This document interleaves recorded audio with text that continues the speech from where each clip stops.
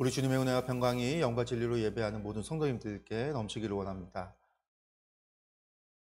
제가 이제 한마을 성경학교를 해요.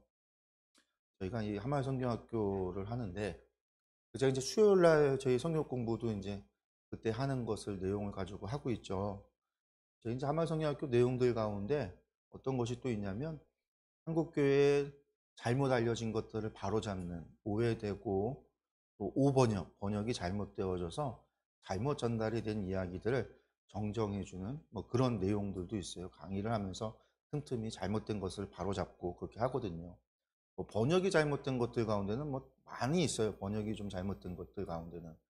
우리가 잘 아는 그 부활절 되면은 강대상 보통 미화를 할 때 흰 백합화로 하잖아요. 우리나라에서. 성경에는 흰 백합화라는 게 없어요. 이스라엘은. 거기에는 이제 그 흰 백합화가 아니라 흰 백자를 쓴 백합화가 아니라 일백백자를 쓴 백합화거든요. 그러니까 꽃잎이 많은 꽃이라는 뜻인데, 사실은 이제 그게 이스라엘에 가면은 들의 흔한 아네모네를 이야기합니다. 빨간색 꽃이에요. 우리는 흰색을 생각했는데 실제로는 그 붉은색 꽃입니다. 우리나라 이제 무궁화 같이 생겼어요. 빨간색인 꼭 그런 걸 얘기하고요.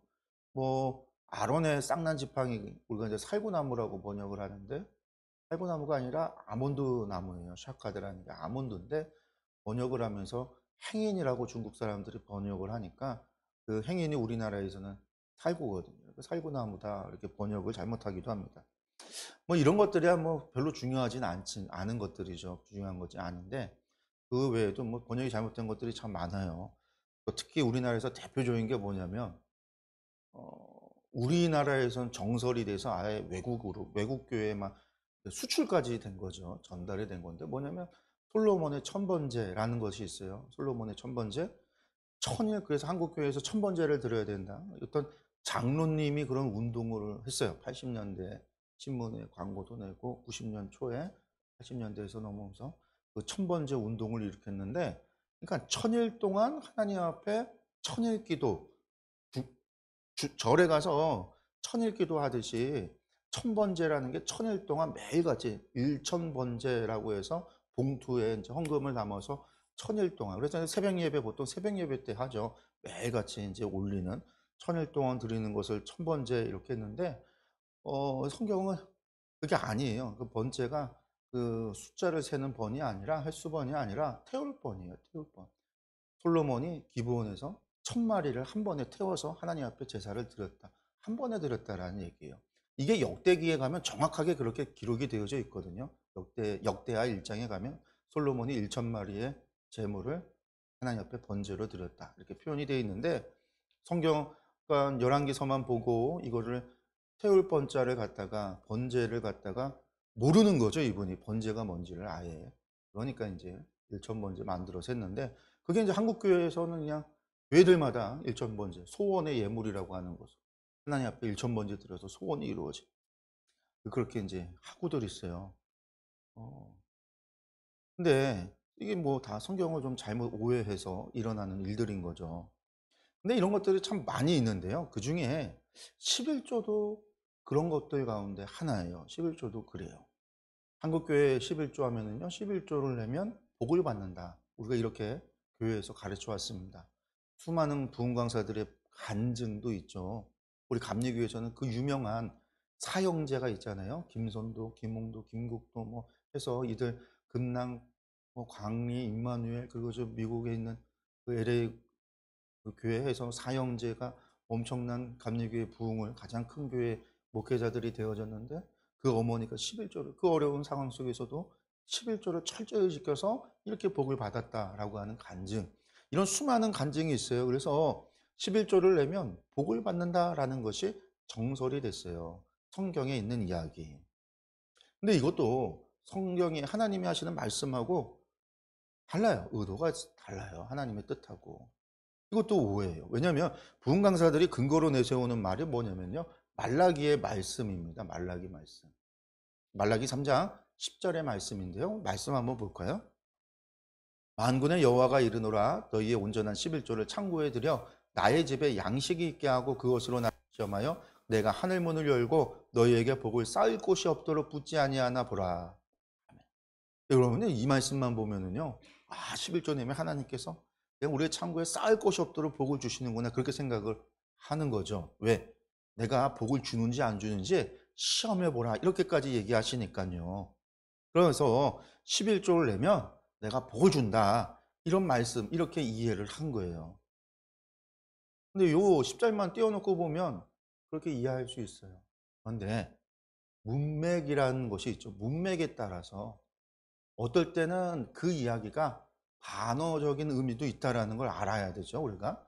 우리 한국말은 그래서 끝까지 들어봐야 된다라는 말도 있는데, 이 말은요, 10절만 봐서는 안 되고 말라기 전체 또 전후의 이야기, 특별히 또 뭐 3장 7절에서 10절의 말씀 다 같이 봐야 되는 이야기예요. 그 내용이 뭐냐면, 보면 뭐 제가 성경 공부할 때 말라기 강의하면서 말씀을 드린 것이지만 다시 한번 말씀을 드린다고 한다면, 이거는 에스라 느헤미야의 종교개혁부터 알아야 되는 이야기죠. 그런데 이 사람들이, 이스라엘 사람들이 하나님 앞에 범죄해서 나라가 멸망당하고 바벨론의 포로로 갔잖아요. 70년간 포로 생활을 하고 70년 만에 돌아왔어요. 그리고서 하나님의 성전을 다시 짓는데, 하나님의 성전 짓는 것도 우여곡절이 많았죠. 중간에 중단이 되고 오랜 세월이 지나서 다리오 왕 때 돼서야 다시금 성전을 건축해서 완공이 되는데, 그렇게 성전 짓고 났으면요, 이스라엘 사람들이 열심히 하나님을 믿고 하나님을 섬기고 예배 드려야 될 텐데, 이 사람들이 시간이 지나면서 그걸 안 하는 거예요. 예배 드리는 것을 게을리하기 시작을 하는 거예요. 그래서 수십 년이 지나고 나니까 이 사람들이 더 이상 예배도 잘 안 드리고요, 11조도 안 드리고 성전을 떠나버려요. 에스라가, 그때 수십 년이 지나서 에스라가 이 페르시아 왕의 법률 자문이라고 하는 아주 높은 고위 관직에 있었던 이 에스라 학사가 하나님의 말씀, 하나님의 명령을 듣고 다시 귀환을 해요. 이때 돌아올 때 레위인들을 데리고 같이 돌아오는데, 이게 이제 2차 귀환이라고 하거든요. 이때 귀환해서 예루살렘에 와서 보니까요, 성전이 방치되어져 있고 낡아져 버린 거예요.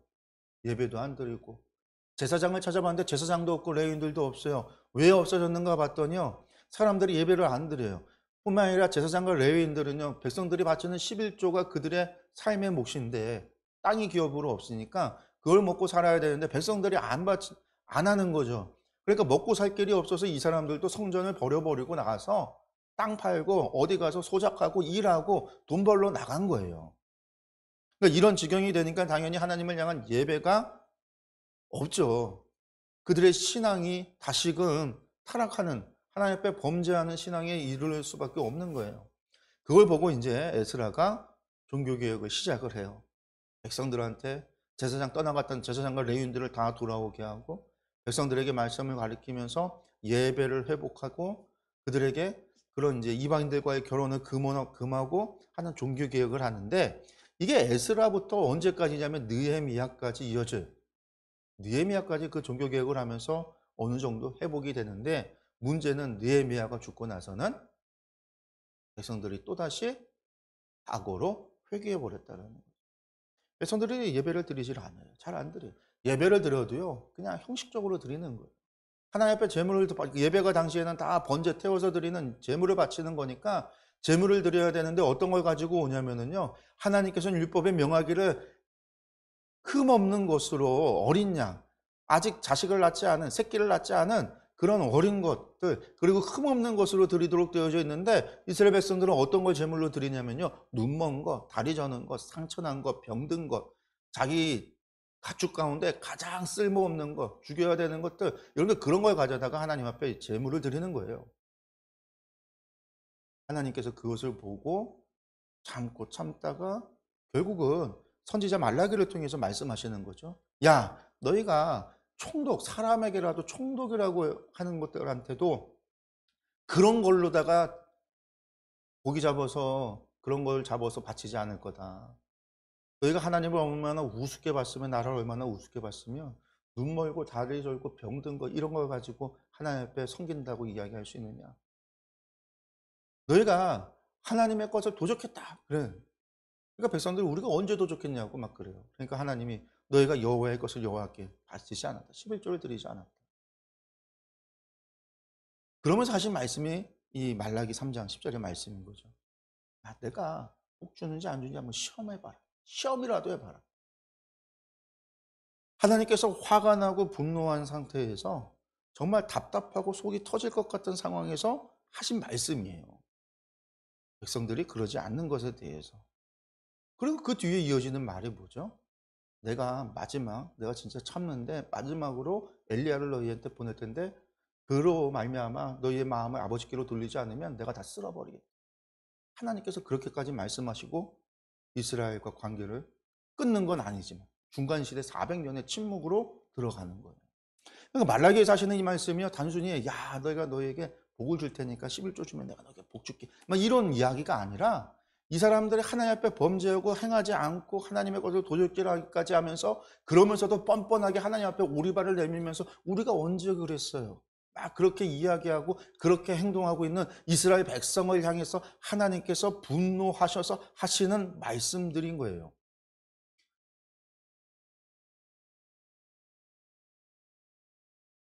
그러니까 이거는요, 단순히 12조 내면 복을 받는다, 이거는요 잘못된 전달이죠. 말라기의 말씀은 그 의도가 아니니까, 그런 의미가 아니니까. 그러니까 이건 잘못된 해석이, 오해인 거예요. 나아가 이것은요 사실은 죄예요, 죄. 하나님의 마음과 뜻을 온전히 전하고 가르쳐야 되는 목회자와 교회가 잘못하고 있는 거라는 거예요. 그러면 여러분들 11조를 내도 복을 받지 못합니까?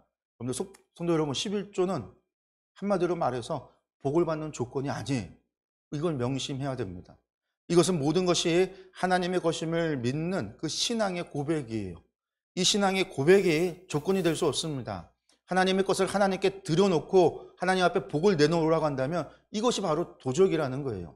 그렇죠. 누가 여러분의 것을 돌려주면서 여러분의 것을 갖다가 가지고 있는데 그것을 돌려주면서 그 돌려주는 대가로 무엇을 요구한다라고 한다면 여러분들 어떤 생각이 들겠어요? 만약에 여러분들한테서 돈을 갖다 10만 원을 껐어요. 10만 원을 꾼 사람이 10만 원을 갚으면서 내가 이거 줄 테니까 너 나에게 뭐 줄 거야? 라고 한다면 여러분들 어떤 생각을 갖겠어요? 여러분들 그게 우리가 11조를 통해서 복을 받으려고 하는 것과 다르지 않다라는 거예요. 그래서 제가 이것을 죄라고 이야기하는 겁니다. 아니 그래도 11조를 내서 복을 받는 사람들이 있고 수많은 간증이 있지 않느냐? 근데 이렇게 질문할 수 있습니다. 네, 저도 알고 있습니다. 그런데 여러분들 그 사람들이 복을 받은 것은요 11조 때문이 아니에요. 여러분들 그 믿음 때문입니다. 단순히 11조를 내서가 아니라 11조를 내도 복을 못 받는 사람도 있고 복을 받는 사람도 있는 건데, 그것은요 그 사람의 믿음과 그 삶이 하나님 보시기에 기뻐할 만한 믿음과 삶이었느냐라고 하는 것에서 갈라지는 거예요.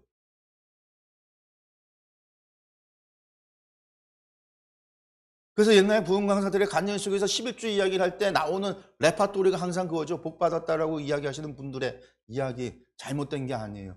힘들고 어렵고 찢어지게 가난한 그 상황 속에서도 하나님의 것을 드리겠다라고 하는 그런 믿음의 결단, 마치 과부의 두 랩돈과 같은 그러한 믿음이었기 때문에 복을 받은 거지, 단순히 11조가 복 받는 수단이 되는 것은 아니라는 거예요. 그러면 11조와 복은 아무 관계가 없느냐? 여러분들 그런데 이게 또 그렇지가 않다라는 거죠. 오늘 우리가 읽은 본문 마지막 29절 맨 끝에 어떻게 끝나냐면 복을 주시리라 이렇게 끝이 나고 있어요. 하나님의 약속인 거거든요.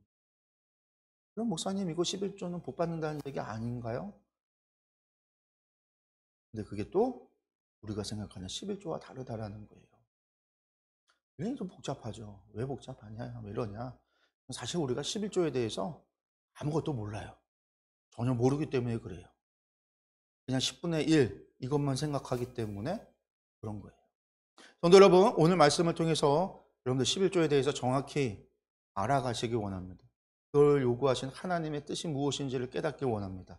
그것을 정말로 제대로 알고 제대로 깨달아서 그것을 제대로 이해할 때 하나님께서 약속하신 바가 무엇인지, 무엇에 대해서 복을 주시겠다고 하셨는지를 정말로 알 수 있어요. 그걸 알아야 우리가 하나님께서 우리에게 범사에 복을 주시기를 원하시는데 그 복을 누릴 수 있는 방법, 그 길을 우리가 알게 되는 것이니까요. 그래서 우리가 그것을 좀 알아가는 그런 시간이 되기를 원합니다. 근데 먼저 우리가 미리 말씀을 드린다고 한다면 오늘 제목에도 이야기했지만은요, 이걸 우리가 몰라요. 뭐냐? 11조는 한 가지만 있는 게 아니라는 거예요. 세 종류의 11조가 있다라는 겁니다. 오늘 말씀에 그 세 종류의 11조가 나와요. 우리는 이것을 뭐라고 얘기하냐면 제1 11조, 제2 11조, 제3 11조라고 부릅니다. 이 중에 우리가 알고 있는 것, 우리가 지키는 것은 제1 11조예요. 그리고 이 제1 11조가 레위기 27장의 11조입니다. 하나님의 것을 하나님께 드려야 된다는 거죠. 그리고 이것이 또 말라기 3장의 11조예요. 하나님께서 너희가 도적질했다라고 하는 것은 하나님의 것을 가져갔다라는 거잖아요. 그게 제1 11조를 얘기하는 거예요. 즉 모든 것은 여호와의 것임을 믿고 그것을 인정하고 하나님의 것을 하나님께 드리는 것, 이것이 제1 11조고 우리가 알고 있는 11조인데, 그런데 이것만 있는 게 아니라 제2 11조도 있고 제3 11조도 있다라는 거예요. 제가 미리 말씀을 드린다고 한다면 복을 약속한 거는 제3 11조입니다. 세 번째 11조. 우리가 11조를 세 번째 11조가 뭔지 모르니까 오해를 하는 거죠. 제1 11조가 복 받는다. 먼저 제1 11조를 볼까요? 22절의 말씀입니다. 너는 마땅히 매년 토지소산의 11조를 드릴 것이며, 이게 제1 11조예요. 이에 대해서 레위기 27장에 더 자세하게 나옵니다. 11조를 드린다는 것은 뭐냐? 이 레위기에 보면 하나님의 것을 하나님께 드린다라는 거예요. 모든 초태생은 여호와의 것이다라고 했던 것처럼 땅의 소산의 10의 1은 하나님의 것이다라는 거죠. 근데 사실 하나님의 것은 10의 1만 하나님께 아니라 다 하나님의 것인데, 땅은 여호와의 것이니까 땅에서 나는 모든 것은 하나님의 것인데, 하나님께서 10의 1은 하나님께서 구별하여 하나님의 몫으로 두시고 나머지 10의 9는 우리의 몫으로 주셨다라는 의미인 거죠. 원래 이것은 내 거고 내 거 중에 하나를 하나님께 드리는 게 아니라. 그런데 그런 의미가 있는 이 11조를 어떻게 드리느냐라고 이야기할 때 이 22절 이 짧은 구절을 보면 그 11조를 드리는 방법이 나오고 있어요. 그 11조 드리는 방법이 뭐냐? 첫 번째입니다. 첫 번째 방법은 마땅히 드려야 한다라는 겁니다. 근데 이 마땅이라고 번역된 것이 우리 히브리어로 보면 아세르 테 아세르라는 말이에요. 아세르 테 아세르. 그러니까 아사르라는 말인데, 아사르라는 말이 두 번 반복이 되거든요. 히브리어에서 반복이 되는 것은 뭐라고 그랬죠? 강조하는 거라고 그랬잖아요. 이건 아주 정말 강조한다라는 얘기예요. 아세르 테아세르, 그러니까 이거 직역을 하면 너는 반드시 해야 돼, 마땅히 해야 돼라는 말의 의미가 조금 강조가 약하잖아요. 이거는 반드시 해야 된다라는 의미예요. 강조의 의미예요. 그러니까 너는 반드시 매년 토지소산의 11조를 드려야 한다. 반드시 해야 된다라는 의미입니다. 이 말은요, 11조라는 것은 조건이 달려있는 것이 아니라는 거예요. 레위기 27장 30절에 땅의 10분의 1, 곧 땅의 곡식이나 나무의 열매는 그 10분의 1은 여호와의 것이다 라고 분명하게 명시하셨어요. 하나님의 것이지 내 것이 아니라는 거죠. 내 것이 아니니까, 내 것이 아닌 것을 내가 유용한다면 그것이 도적질이라는 거예요. 사실 10의 10이 다 하나님의 것이지만 하나님께서 10의 1을 구별했다, 하나님의 것이다라는 거예요. 그렇기에 반드시 해야 한다라는 겁니다. 그리고 두 번째, 11조를 어떻게 해야 되냐? 매년 드려야 한다라고 이야기하고 있습니다. 매년 드린다라는 것은요, 반복된다는 거예요. 지금같이 우리가 오늘날 직장생활하는 사람들이 보통 월급으로 받지만 옛날에는 다 농사를 짓잖아요. 그럼 농사를 지면 1년 추수하는 때 드리는 거예요. 오순절에 추수하고 나면 11조를 드리는 거예요. 양들이나 가축도 1년에 새끼를 낳는단 말이에요. 1년에 한 번 새끼를 낳아요. 그 새끼를 낳는 것들, 그 달을 정해서 날을 정해서 11조를 드린 거예요. 그래서 이제 매년 반복한다라는 건데, 한 번 드리는 것으로 끝나는 것이 아니다, 11조는. 내가 드리고 싶으면 그냥 모아놨다가 한 번에 드리고 하는 것도 아니다라는 거예요. 내가 드리고 싶은 때에 드리는 것도 아니라는 거예요. 매년이라는 것은 한 해도 빠짐없이라는 의미고요. 인간의 생각으로 인간의 편의에 따라 결정되는 것이 아니라 하나님께서 정하신 대로 해야 된다라는 의미인 거죠. 그리고 세 번째 방법이 토지소산의 11조입니다. 우리 개정에서 토지소산 이렇게 번역해 놨는데 이건 너무 단순화시킨 말이에요. 히브리어 원래의 말은요, 콜 테브아츠 자레카 하유치 하세드. 이게 지금 단어가 5단어가 있거든요. 이게 긴 거를 갖다가 토지소산하고 아주 단순화시켰는데, 이게 그런 게 아니라 원래 이제 의미를 본다면 그 토지로부터 나오는 내 씨 뿌림, 네가 씨를 뿌린 것의 모든 생산물은 이런 의미예요. 그러니까 드려도 되는 것이 있고 드리지 말아야 되는 것이 있고 드리지 않아도 되는 것이 아니라 네가 땅에서 얻은 모든 것, 네가 씨를 뿌려서 네가 수고해서 네가 일하는 그 시작으로부터 시작해서 얻어진 모든 결과물, 그 결과물에 10의 1을 드려야 된다라는 거죠. 왜 그러냐? 10의 1은 여호와의 것, 땅은 여호와의 것. 그러므로 그 땅에서 나오는 모든 소산은 여호와의 것. 그 중에 10일을 드려야 된다라는 거예요. 그렇습니다. 제11조는요, 하나님의 것을 하나님께 드리는 겁니다. 그렇기 때문에 여러분들 이것에 조건을 걸어서는 안 돼요. 내 것 아닌 것을 가지고 하나님과 거래를 하려고 해서도 안 되는 겁니다. 그래서 제11조에 대한 말씀에는요, 하나님이 복을 약속하지 않으셨어요. 레위기 27장에도 어떤 복도 약속하지 않았어요. 그냥 명령하셨어요. 단순히 명령만 하십니다. 그것을 지켜 행할 의무가 주의 백성들, 우리에게는 있다라는 거죠. 그래서 11조는요, 조건이 있는 게 아니에요. 11조를 내면 복을 받는다라는 조건이 있는 게 아니에요. 복 받기 위해서 드리는 게 아니에요. 11조는요, 여호와의 것이다, 주님의 것입니다 라고 하는, 하나님의 것입니다 라고 하는 신앙의 고백인 거예요. 다음으로 제2 11조가 있는데요, 23절 말씀 보겠습니다. 내 하나님 여호와 앞 곧 여호와께서 그의 이름을 두시려고 택하신 곳에서 내 곡식과 포도주와 기름의 11조를 먹으며 또 내 소와 양의 처음 난 것을 먹고 내 하나님 여호와 경외하기를 항상 배울 것이니라. 아멘. 여러분들 여기서 뭐라고 하나님 말씀하고 계시죠? 하나님께서 이름을 두시려고 택하신 곳. 여기가 어디예요? 성소예요, 성소. 하나님의 성소. 솔로몬 시대 이후에는요, 성전이 되겠죠. 그 성소에서 곡식과 포도주와 기름의 11조를 먹으며 내 소와 양의 처음 난 것을 먹고 이렇게 이야기하시고 있어요. 그러면 이게 22절에 하나님께 바친 11조의 예물을 먹으라는 이야기일까요? 근데 그게 아니에요. 여러분들 제12조, 22절에 11조는 제1 11조잖아요. 제1 11조는 하나님께 드리는 예물이에요. 그것을 하나님께서는 제사장과 레위인의 몫으로 주신다라고 하셨어요. 왜? 그들은 기업을 받지 못하기 때문에 하나님께서 그들의 삶을 책임져 주시는 것이죠. 그러면 23절의 11조는 뭐냐면요, 22절과 구별된 또 다른 11조예요.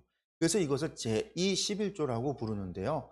한마디로 제2 11조는요, 22절에 제1 11조 있죠? 11조를 드리고 남은 게 뭐예요? 10분의 9가 남잖아요.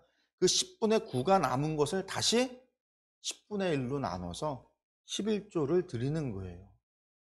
그런데 이것은 하나님께 드리는 예물이 아니라 하나님의 성소, 곧 하나님 앞에 나와서 정한 곳에서 가져온 이들이 그것을 먹고 마시고 즐기라고 하는 거예요.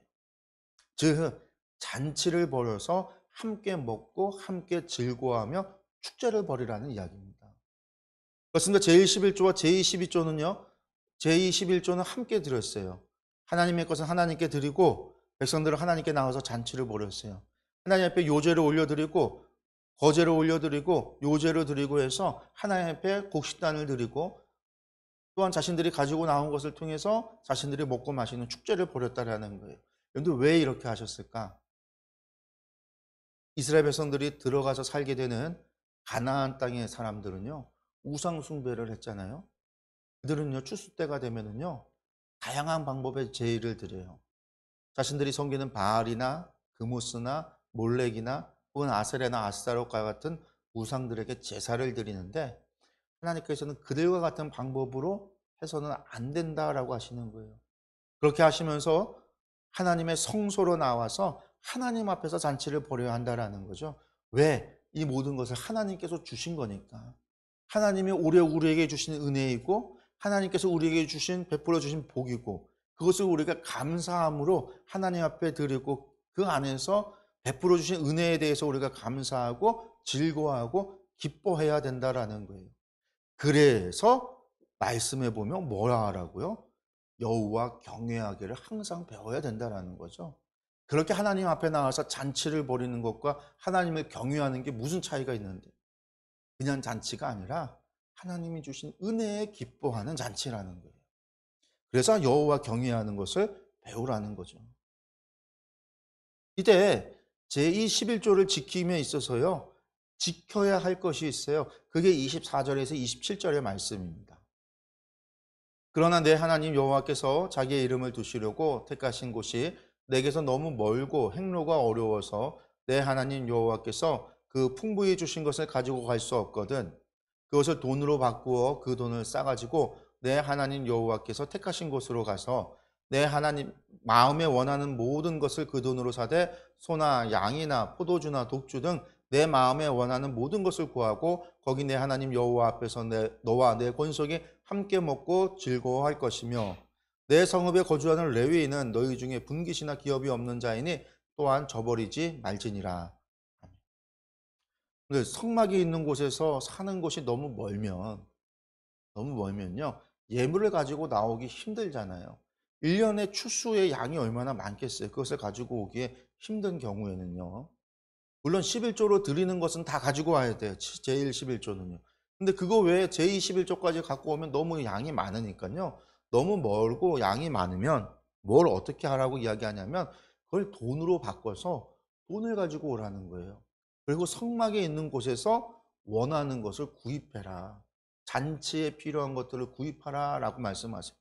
원하는 것은요, 무엇이든지 살 수 있다라는 거예요. 26절에 보니까 내 마음에 원하는 모든 것을 그 돈으로 사되 소나 양이나 포도주나 독주까지 사도 된다. 이렇게 말씀하고 있어요. 그렇습니다. 여러분들 11조를 내는 날은요, 즐거운 날, 기쁜 날이에요. 그것은 전적으로 우리의 날이에요. 하나님께서 우리에게 베푸신 은혜로 말미암아 우리가 기뻐하고 즐거워해야 되는, 우리가 하나님 앞에 감사해야 되는 날인 거죠. 우리가 그날에 잔치를 벌이는 우리의 날인 거예요. 하나님께서 허락하여 주셔서 무엇이든지 먹고 마시고 함께 즐거워하는, 물론 그중에 정한 것들만 먹어야 되겠죠. 부정한 것을 먹어서는 안 되겠죠.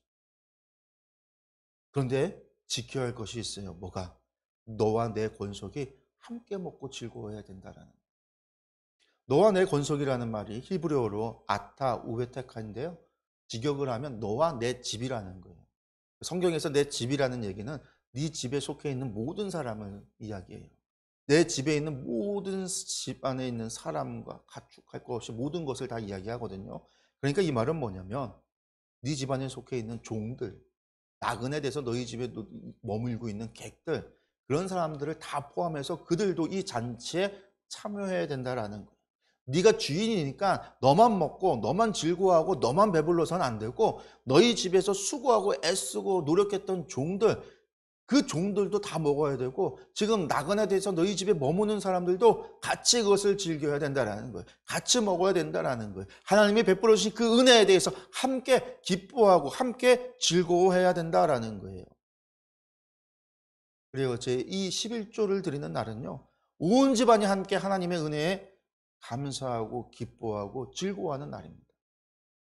그러므로 제 11조는요, 그 자체로 기쁨이고 즐거움이고 복이에요. 복을 11조를 드리면 복을 받는다, 복을 주신다라는 얘기가 아니라 이미 은혜와 복을 받았다라고 하는 것에 대한 감사의 표현인 거예요.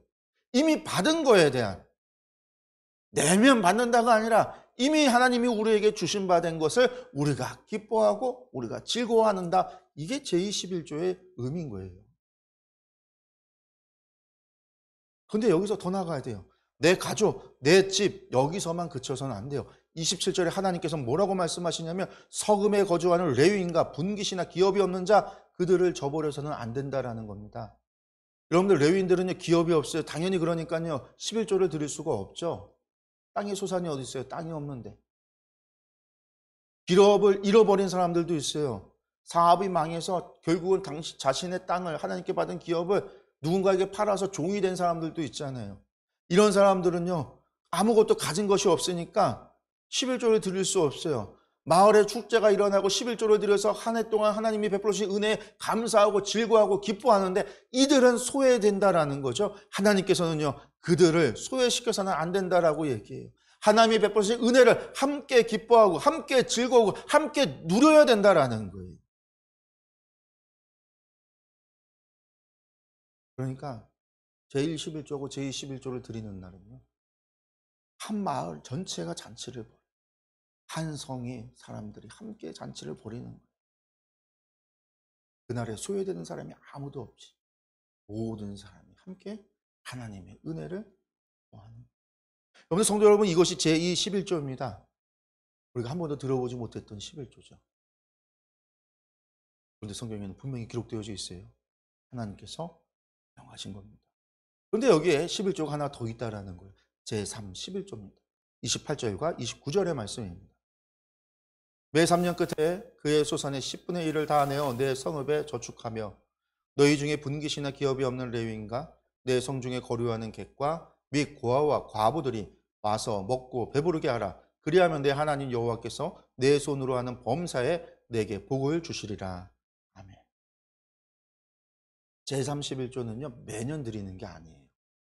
이거는 매 3년 끝에 드리는 11조다라고 표현했는데요.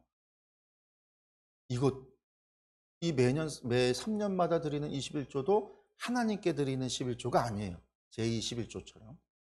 이거는요, 성소에 가지고 나와서 제단에 바치는 것, 하나님께 드리는 게 아니라 이거는요, 자신들이 사는 마을에, 자신들이 사는 그 성읍에 모아두는 11조인 거예요.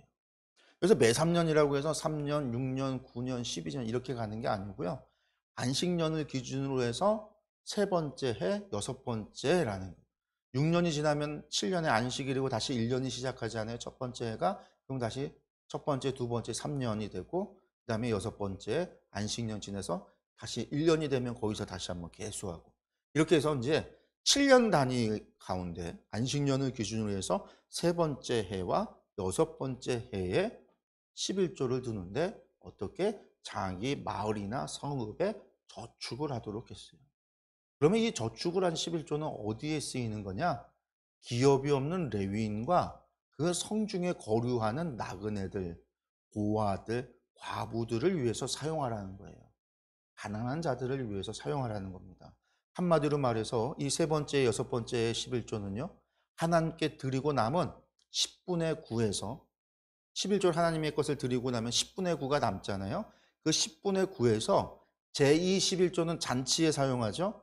그 10분의 9를 다시 10분의 1로 나눠서 10등분을 해서 10분의 1을 잔치에 사용하고 그 잔치에 사용하고 남은 것 가운데 다시금 10분의 1을 구제기금으로 사용해야 된다라는 말이에요.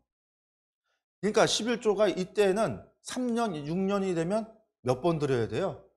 3번 드리는 거예요. 3번 드리는 거예요. 근데 이 세 번째 거는 가난한 자들을 위해 사용하는 한마디로 구제기금이라는 거예요. 구제기금. 그렇게 구제기금을 내어서 한 마을에 사는 사람들 가운데 가난해요. 배고픈 사람이 없도록 그것을 쓰도록 한 거죠. 그런데 여기에 하나님의 약속이 있는 겁니다. 그리하면 내 하나님 여호와께서 내 손으로 하는 범사에 내게 복을 주시리라라는 거죠. 성도 여러분, 11조를 드리면 복을 받는다라는 말씀이 바로 여기에 있습니다. 그런데 그 11조가 우리가 아는 그 11조가 아니라 제3 11조라는 거예요. 왜 이런 약속을 주셨을까요? 내 먹을 것도 없는데 구제기금을 내라니요. 여러분들 이렇게 불평하고 그렇게 생각하는 사람들도 있을 수도 있는데 하나님께서 복을 주신다는 것은요. 그렇게 없는 중에라도 구제기금을 내서 이웃을 돕는다라고 한다면 내가 너희에게 복을 줘서 범사에 부족함이 없도록 해주시겠다라는 약속입니다.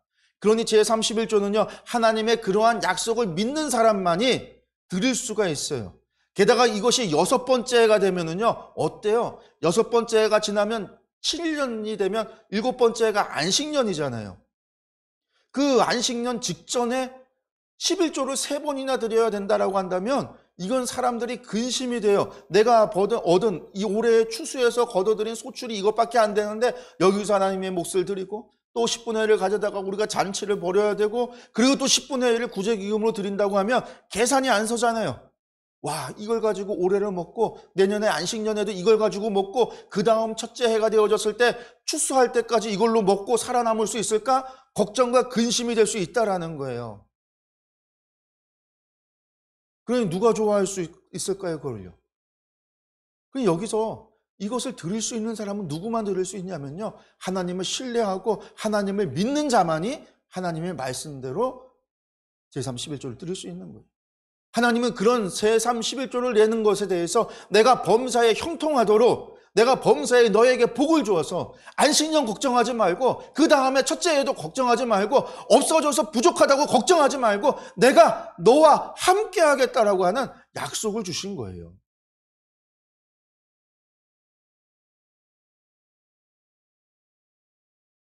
근데 믿음이 없으면 드릴 수가 없는 거죠. 그래서 21조를 뭐라고 그래요? 우리의 믿음을 시험하는 거예요. 제1 11조도 그렇고 제3 11조도 그렇고요. 결국 우리의 믿음을 달아보는 시험이기도 하다라는 거죠.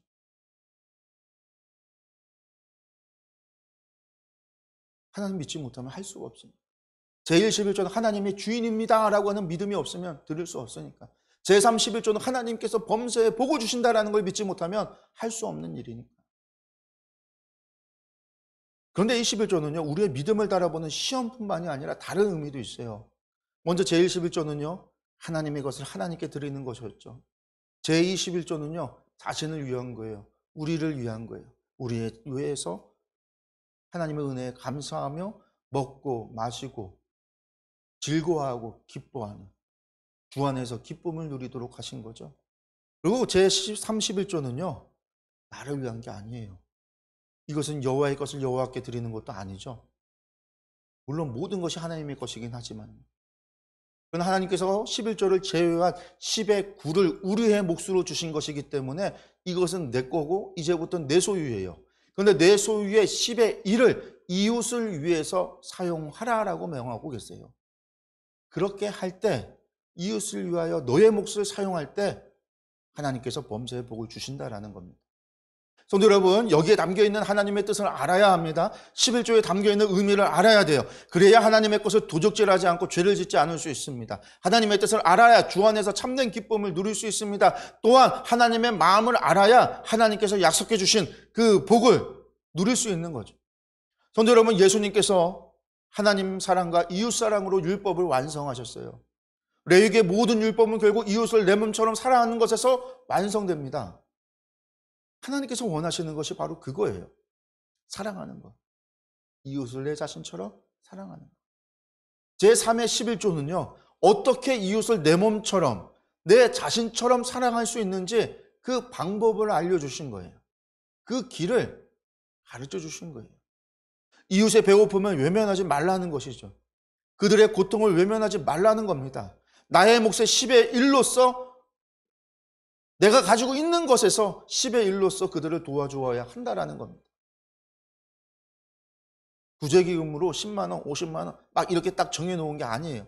가난한 이에게는 부담이 되고 재산이 많은 이에게는 아무것도 아닌 그렇게 정해진 금액이 아니라 내 몫이 많던지 적던지 내가 가난하던지 내가 부하던지 상관없이 하나님께 기업을 받은 모든 사람은 땅에 소산을 받은 곧 하나님의 은혜를 받은 모든 사람은 자기 몫에서 10의 1로서 이웃을 도와야 한다라는 겁니다. 왜 3년, 왜 6년 되는 해. 그렇게 행함으로 이웃을 사랑을 하라는 거예요. 이웃 사랑을 실천하라는 거예요. 그것이 하나님께서 바라고 원하시는 겁니다. 그것이 하나님께서 기뻐하시는 일이에요. 그렇게 제 31조에 대해서 하나님께서는요, 복을 약속하시는 거죠. 사랑하는 성도 여러분, 우리는 지금까지 하나님의 것을 가지고 하나님께 조건을 걸었어요. 하나님 11조 드리면 복을 주신다고 하셨으니 복을 주십시오. 창고에 쌓아두도록 많이 주신다고 시험해보라고 하셨잖아요. 제가 11조 드렸어요. 저에게 복을 주세요. 하나님의 것을 가지고 하나님. 근데 이것이 사실 그렇게 기도했던 우리의 마음이에요. 우리가 말로 표현하지 않았지만 우리의 본심이 그런 거예요. 그러나 그렇지 않습니다. 여러분들 11조는요. 조건의 대상, 거래의 대상일 수 없어요. 그것은 하나님의 것이기 때문입니다. 하나님의 것을 하나님께 드리는 것은 당연한 일입니다. 그것을 하지 않는 것이 하나님의 것을 훔치는 도적질이에요. 그렇게 11조를 드리는 것이 자랑일 수 없어요. 그런데 얼마나 안 드렸으면 11조 드리는 것이 자랑인 시대가 있었다라는 거죠. 말라기와 같은 그 시기. 뿐만 아니라 살기 어려운 그 시기에 과부의 두 랩돈과 같이 하나님의 말씀에 순종하며 드렸던 그 11조. 그런데 하나님은요, 그런 마음을 기뻐하셨기에 그들에게 복을 내려주신 거예요. 그 마음, 그 믿음 때문에. 우리가 듣는 그 11조의 간증은요, 그러한 믿음에 대한 하나님의 응답이었던 거예요. 그런데 그것을 듣고 복을 받겠다고 11조를 드린다라고 한다면 그것은 하나님의 것을 도적질해서 하나님과 거래하겠다라는 것과 다르지 않습니다. 그렇게 여러분들 이런 생각 버려야 돼요. 그리고 하나님께서 명하신 제21조와 제31조 결국은 이웃을 내 몸과 같이 우리 자신과 같이 사랑하라 하신 하나님의 명령을 지키는 방법이라는 사실을 기억해야 합니다. 이는 우리 시대에 우리 상황에 맞추어 바뀔 수 있어요. 그 안에 담겨있는 하나님의 뜻은 무엇이에요? 하나님의 뜻은 이웃을 내 몸과 같이 사랑하라라고 하는 뜻인 거죠.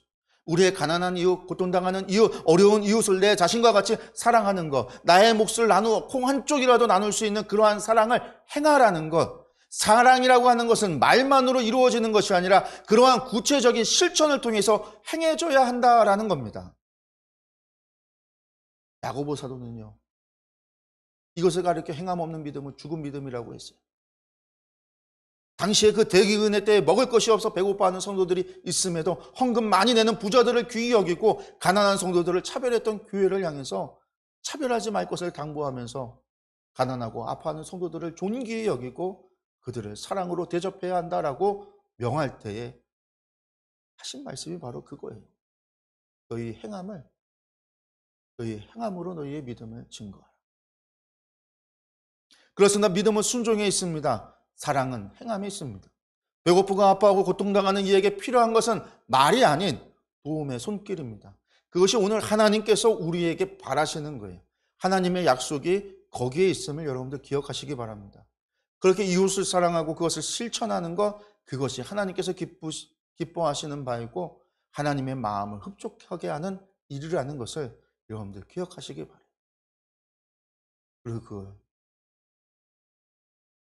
그리고 우리가 그렇게 행함으로, 그렇게 실천하고 순종함으로 하나님을 기쁘시게 하는 우리 충주터교와 모든 성도들이 되기를 간절히 축원합니다. 기도하겠습니다.